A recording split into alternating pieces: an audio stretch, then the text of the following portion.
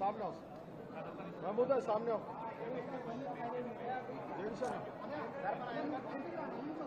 ఓకేనా పెద్దలు ప్రపంచమంతా ఒక గురువుగా ప్రపంచమంతా ప్రజాస్వామ్య పోరాటాలకి ఒక చుక్కానిగా ఒక దిక్సూచిగా భావించే మహానుభావుడు భారతదేశ స్వాతంత్ర ఉద్యమానికి నాయకత్వం వహించి సత్యాగ్రహం ద్వారా జాతిని మేల్కొల్పిన మహనీయుడు తరతరాలకు స్ఫూర్తినిస్తూ ఒక భారతదేశమే కాదు ఇవాళ నెల్సన్ మండేలా లాంటి జాతి వివక్షకు వ్యతిరేకంగా పోరాడిన మరొక గాంధీ లాంటి నాయకుడికి స్ఫూర్తినిచ్చిన అమెరికాలో మార్టిన్ లూథర్ కింగ్ లాంటి మహానుభావుడికి వర్ణ వివక్షకు వ్యతిరేకంగా పోరాడిన మార్టిన్ లూథర్ కింగ్కి స్ఫూర్తినిచ్చిన ఇవాళ ప్రపంచవ్యాప్తంగా విశ్వగురుగా కీర్తించబడే ఒకే ఒక్క భారతీయుడు మహాత్మా గాంధీ గారు.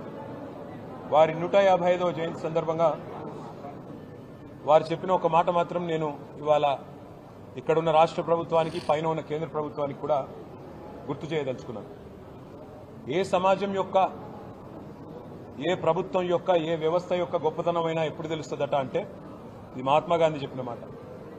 ఆ సమాజంలో ఉండే అత్యంత బలహీనమైన వ్యక్తిని ఆ సమాజం ఎట్లా ఆదరిస్తుంది, ఆ ప్రభుత్వం ఎట్లా గౌరవిస్తుంది, గుర్తిస్తుంది, ఎట్లా సంస్కారవంతంగా వారి పట్ల తన ప్రవర్తన ఉంటుంది, దాన్ని బట్టే ఆ ప్రభుత్వం కానీ ఆ వ్యవస్థ యొక్క గొప్పతనం తెలుస్తుంది అని చెప్పి మహాత్మా గాంధీ గారు స్వయంగా అన్నమాట.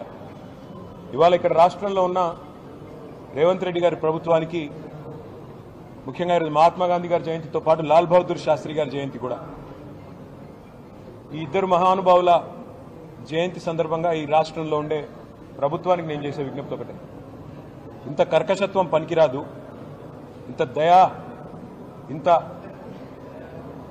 అమానవీయమైన వైఖరి ఏదైతే మీరు అవలంబిస్తా ఉన్నారో ఈ రాష్ట్రంలోని పేదల పట్ల దీని మీద పునరాలోచించుకోండి. ఎందుకంటే మాకు బాధ కలుగుతా ఉంది, రాష్ట్రంలోని పేద ప్రజలు బాధపడతా ఉన్నారు.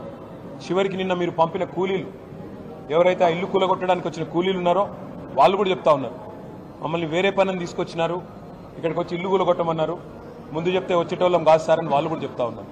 అంటే ఎంత దయనీయమైన పరిస్థితులు ఉన్నాయో ఈ రాష్ట్రంలో దాన్ని బట్టి చెప్పవచ్చు.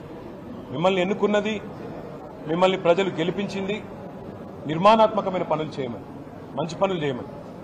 రైతు బంధు 10,000 అంటే మీరు 15,000 ఆ పని చేయమని, 2,000 పెన్షన్ 4,000 చేయమని, పేదవాళ్ళని కడుపులో పెట్టుకొని చూసుకోమని కేసీఆర్ గారు 2.5 లక్షల ఇళ్లు కడితే మీరు 5 లక్షల ఇళ్లు కట్టమని మీకు ఓటేసినారు తప్ప ఇల్లు కూలగొట్టమని కాదు, అక్కరలేని ఖర్చులు పెట్టమని కాదు, ఇంకోటని కాదు. అందుకే సమాజంలోని అత్యంత బలహీనమైన వర్గం పట్ల మీరు కర్కశంగా ప్రవర్తిస్తున్న వైఖరి ఈ గాంధీ జయంతి రోజన్నా పునరాలోచించుకోవాలని, తప్పకుండా సంస్కారవంతంగా మరి పైన ఉన్న గాంధీలు కూడా రాహుల్ గాంధీ, ప్రియాంక గాంధీ, సోనియా గాంధీ కూడా ఆలోచించాలని చెప్పి కూడా మేము కోరుతా ఉన్నాం.